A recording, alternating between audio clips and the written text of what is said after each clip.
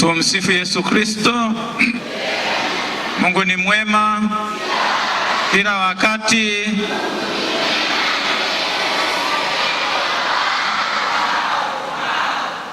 Mheshimiwa sana baba paroko na paroko msaidizi, kamati tendaji parokia, waumini wote wa parokia ya Mtakatifu Alberto Mkuu Kinondo, tumsifu Yesu Kristo. Mungu ni mwema tena. Tunamshukuru Mungu siku ya leo, ni mara ya pili tena katika adhimisho la sakramenti ya kipaimara. Tulionana mwaka jana, mwaka huu tena tumekuja kwa ajili ya watoto wetu hawa. Tunamshukuru Mungu kwa makuu anayotutendea katika maisha yetu na katika safari yetu ya makuzi kiroho kumwelekea yeye. Na katika safari yetu hiyo ya makuzi kumwelekea yeye, tunafanya bidii kumfahamu vizuri. Nafanya bidii kumpenda, kumtumikia ipasavyo, lakini na matumaini ya kufika kwake. Ndio lengo letu kubwa, tufike mbinguni. Tunapoadhimisha sakramenti ya kipaimara siku ya leo, ni siku muhimu vile vile kwetu kama Wakristo waamini, wafuasi wa Bwana wetu Yesu Kristo aliyetuambia tumshuhudie kwa maneno na matendo yetu, kwa maisha yetu, kwa familia zetu, kwa mipango yetu, shughuli zetu zote, tumshuhudie yeye. Na tunapoadhimisha haya ndio tunajitathmini vile vile. Tumefanya mema, tumefanya bidii gani katika utumishi wetu? Na tunakumbuka siku ya kipaimara yetu vile vile. Tulipokea sakramenti ya kipaimara, na katika siku hiyo tulisema au tuliahidi kabisa kwamba sisi ni maaskari sasa. Askari ambao wako macho, wako katika kazi kwa ajili ya kumtetea Kristo, kutetea imani dhidi ya wale wanaovuruga hiyo imani, ili tuweze kufanya vizuri, tusichezewe katika imani yetu, wala tusije tukarubuniwa katika imani yetu, kwa sababu wakati mwingine waovu wasiokuwa na nia njema wanaweza wakaturubuni tukawa vyombo vyao usaliti imani yetu Katoliki. Na kwa sababu hiyo ndio maana kila mara tunarudi, je, yale tuliyoahidi tunaenda vizuri? Roho Mtakatifu yuko nasi, anatuweka tuwe wamoja zaidi au anatuweka tutawanyike? Na huyu anayetuweka tutawanyike ni nani? Si Roho Mtakatifu, ni adui ameingia. Kama tunatawanyika, ni adui ameingia. Roho Mtakatifu anatuweka pamoja, tunakuwa kitu kimoja. Ndio maana somo la kwanza ambalo tulilisikia katika sherehe ya Pentekoste, hata somo la pili na Injili, masomo haya tulisikia vizuri sana siku ya sherehe ya Pentekoste, tuyasikie tena leo katika adhimisho la sakramenti ya kipaimara kwa watoto wetu. Tuangalie tulivyo sisi wenyewe kama waamini, yale tunayoyatenda kama yanaendana na utume wetu na utumishi wetu, na yanaendana na imani yetu kama Wakatoliki. Roho Mtakatifu mara nyingi anapotujia anatufanya wapya. Kwa maneno mengine, anakuwa ni chombo cha kuturejesha sisi katika uongofu. Tutambue mapungufu na tuyaache mapungufu, tuweze kuwa imara na kuwa na ujasiri wa kumtangaza Kristo kwa maisha yetu na matendo yetu. Somo la kwanza linatuonyesha wafuasi walikuweje mwanzoni, na sisi wote tumefuata vizuri vipindi vyetu vya mwaka wa kanisa tulipokuwa katika Kwaresima, tukaenda mpaka Pasaka. Wale wanafunzi waliohudhuria na waliokuwepo wakaangalia yaliyotukia siku ya Ijumaa Kuu, hawa watu ni waoga. Hawa watu wanakimbia, hawana ujasiri. Na ndio maana Yesu alipokuwa anapaa mbinguni alisema msitoke nje ya Yerusalemu mpaka ahadi ya ujio wa Roho Mtakatifu itakapotimia, ndipo mnaweza mkaenda sasa nje mkawa mashahidi katika ulimwengu mzima, kanishuhudia mimi, kwa sababu mtakuwa mmewezeshwa. Somo la kwanza linaonyesha hayo. Mitume wakiwa siku ya Ijumaa Kuu, tunakumbuka wakati Yesu anakamatwa, kina Petro walimkana kwa uoga, mimi simjui mimi. Wengine waliacha wakafuata mwelekeo mwingine, kina Yuda Iskariote. Wengi walitawanyika. Yuda Iskariote alimsaliti, lakini baadaye akajinyonga. Na wakina Petro waliomkana mwisho wakati walijutia, mbona tuliahidi lakini tukafanya kinyume. Sasa somo la kwanza linaonyesha jinsi Roho Mtakatifu anavyofanya kazi katika jamii ya Kikristo. Tunaambiwa katika somo hili upepo mkali ulitokea na ndimi za moto zikawaendea kila mmoja, wakajaa Roho Mtakatifu. Na kuonyesha kwamba wamejaa Roho Mtakatifu, waliongea lugha nyingine. Tunaambiwa katika somo lugha nyingine, sio ya zamani, sio lugha ya mtawanyiko, sio lugha ya kila mtu anaongea anachoweza, ila ni lugha ambayo iliwaunganisha wakawa kitu kimoja, wakaongea kitu kile kile na nia moja ile ile. Na kwa sababu hiyo wengine wakasikia, wakamshuhudia Yesu Kristo aliyefufuka. Katika somo hili nasema kama kulikuwa na mataifa yako pale, lakini walivyowaangalia wale jamaa wale, ushirikiano wao, maisha yao, lugha yao ni moja, na katika hayo yote wakawaelewa vizuri, wakajua kile kinachoongelewa ni nini. Ndio jamii ya Kikristo inatakiwa kuwa. Roho Mtakatifu anapotujia, na kama tunataka tutambue, je, tunaye? Tutathimini ushirikiano wetu, tutathimini ndimi zetu na lugha zetu tunazozitumia. Ukiona tunasengenyana, ukiona tunarumbana, ukiona tunaanza kuchafuana, huyo roho huyo hayupo hapo, kwa sababu alipo Roho Mtakatifu pana umoja, pana upendo, pana amani. Kwa maana Injili inatukumbusha hilo, kwamba jamaa walijifungia, wale walikuwa hawana amani. Wale Kristo aliwapa zawadi, Kristo mfufuka, zawadi ya amani, lakini pamoja na hayo akawapa zawadi ya Roho Mtakatifu, ni nyenzo katika utume wao, wafungue vifungo vile ambavyo vinakuwa ni vikwazo kwa waamini kumwelewa Mungu, kumtumikia Mungu, na vile vile kuishi navyowapasa kama wafuasi. Kwa hiyo Roho Mtakatifu hiyo, sasa jamani, mnakoenda huko pokeeni Roho Mtakatifu. Walipewa mitume hawa uwezo huo, waondolewe dhambi wale ambao wana dhambi, na sio wale wanaofanya mdaha. Mtu anayeongoka ameongoka, waondolewe dhambi. Ndio maana leo tuna sakramenti ya kitubio, ambacho pale tunasema tunajongea kwenye kiti cha rehema. Nilikwaruzana na mwenzangu, pengine nimekuwa chanzo cha kuvuruga familia yangu, hatuelewani. Pengine nimekuwa chanzo cha kufanya wenzangu wakose amani. Nijongee kiti cha rehema, kiti cha kitubio, niweze kumrudia Mungu wangu.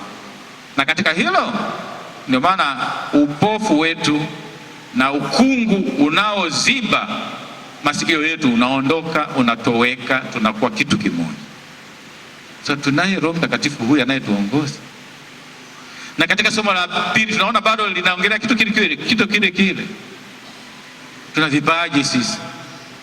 Kuna wengine wanaimba, kuna wengine wanaweza kupiga kinanda, kuna wengine wanaweza kaongea vizuri, kuna wengine wanaweza wakatoa hotuba nzuri. Lakini haya yote si kwa ajili ya kujivunia, si kwa ajili ya kujisifia, mimi niko 1 2 3, mimi ndio ninaweza. Ila ni kumshukuru Mungu kwa sababu vipaji hivi vinafanya kazi kwa sifa na utukufu wa Mungu. Ni utajiri wa jamii ya Kikristo. Ndio maana yake. Na ndio maana tunayo kazi moja, kupeleka injili ya Bwana duniani kote, kumtangaza Kristo. Sisi tuweze kuwa mabalozi wa kubeba ujumbe huu. Sisi ni manabii, kubeba ujumbe ambao tunawapelekea watu walio kosa amani, wenye huzuni, waliojeruhiwa, ili warejee katika matumaini na waishi iwapasavyo watoto wa Mungu. Na hili ndio jambo tulionalo. Ndio wanasema kwamba Roho Mtakatifu anatuweka tuwe wamoja. Na ndio maana nasema Roho Mtakatifu huyo anapotujia, kwanza anatutakatifuza. Anapotutakatifuza tunapata neema ya utakaso, ambapo tunaipata katika sakramenti ya ubatizo. Lakini tunapopoteza katika dhambi zetu, tunaipokea katika kitubio, katika upatanisho, tuweze kuwa kitu kimoja.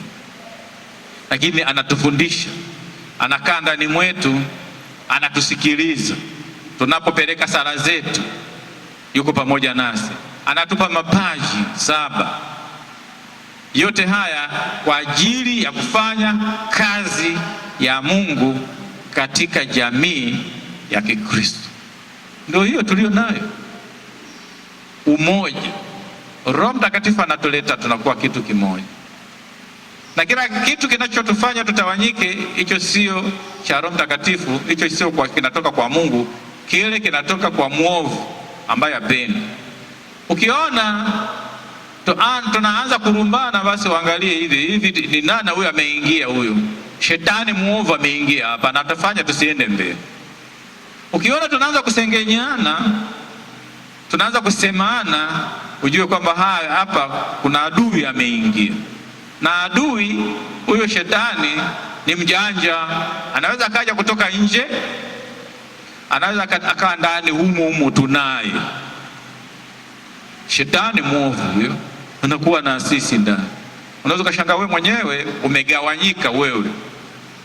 Na kama umegawanyika wewe, ni vigumu sana kuwa mmoja katika umoja, katika ushirika. Na ndio maana sinodi ya maaskofu inatukumbusha bado tuko katika kuishi sinodi sasa hivi. Sema kanisa la kisinodi ni ushirika, ushiriki na umisionari. Ndio tunaoishi sasa hivi. Na kila mmoja ameshiriki kutoa maoni yake katika sinodi ya maaskofu, kutoka kwenye jumuiya ndogo ndogo, kwenye kanda zetu, kwenye parokia zetu, kanisa letu la Tanzania, na baadaye la kikanda bara, baadaye taifa zima la Mungu. Tumeshiriki sinodi. Namna tunavyoshirikiana sisi ni washirika, tuna roho moja na tuna moyo mmoja. Maanake tuna upendo mmoja, tuna imani moja na tunaidumisha.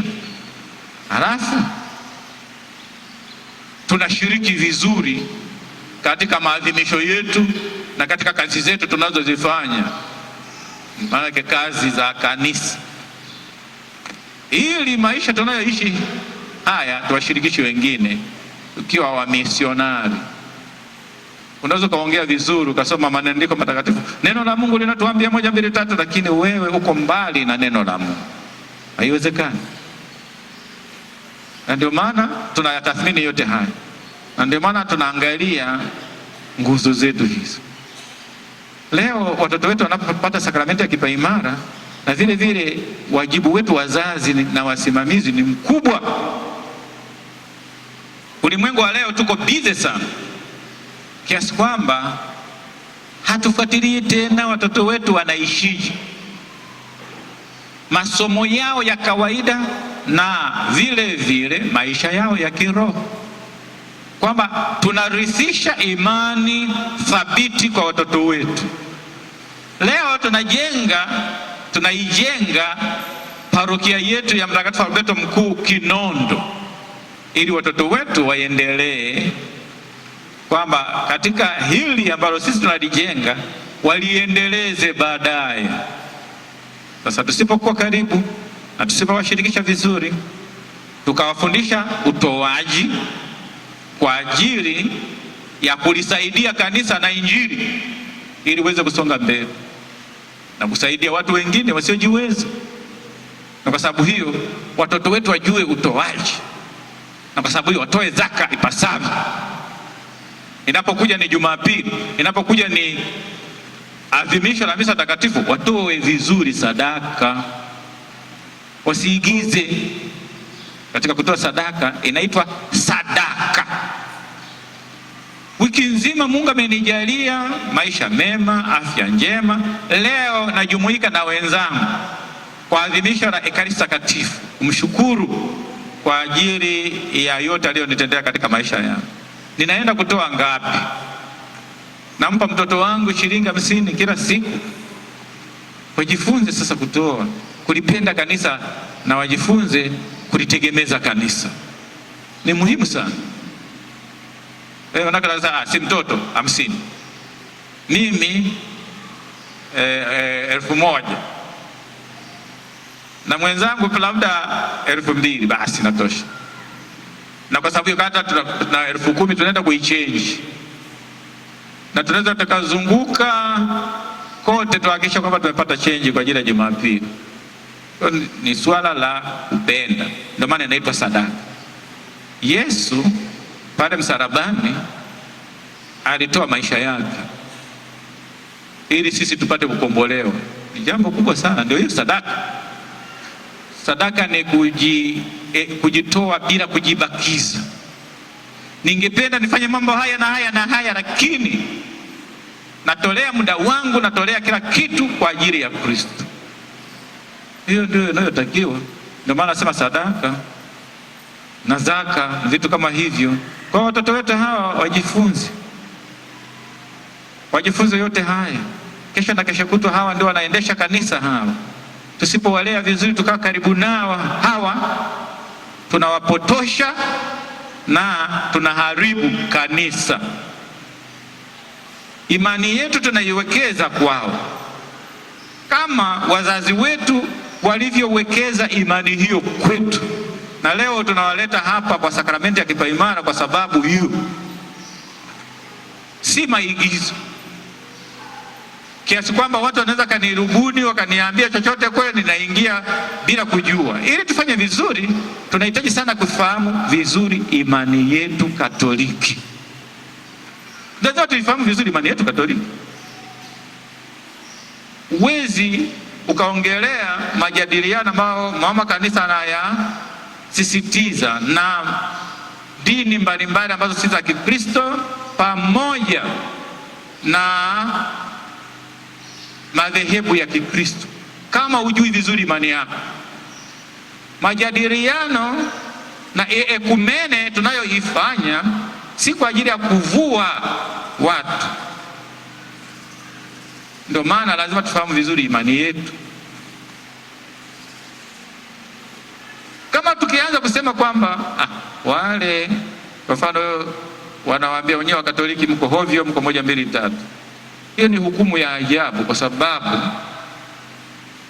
kanisa ni la Mungu. Sasa nasema kwamba nyie mko hovyo, mko 1 2 3, na mimi naingia mkenge kwa sababu sijui, na sijui kwa sababu ya uvivu wangu wa kutokuielewa vizuri imani yangu. Sijafuatilia vizuri liturujia yangu, na sisome maandiko matakatifu, na pengine hata matendo ya upendo, ya huruma siyafanye katika maisha yangu. Nitajuaje imani hiyo? Nitajuaje imani yangu kama sielewi vizuri mafundisho ya mama kanisa?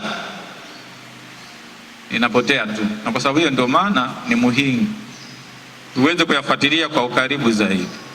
Tumsifu Yesu Kristo. Mungu ni mwema kila wakati.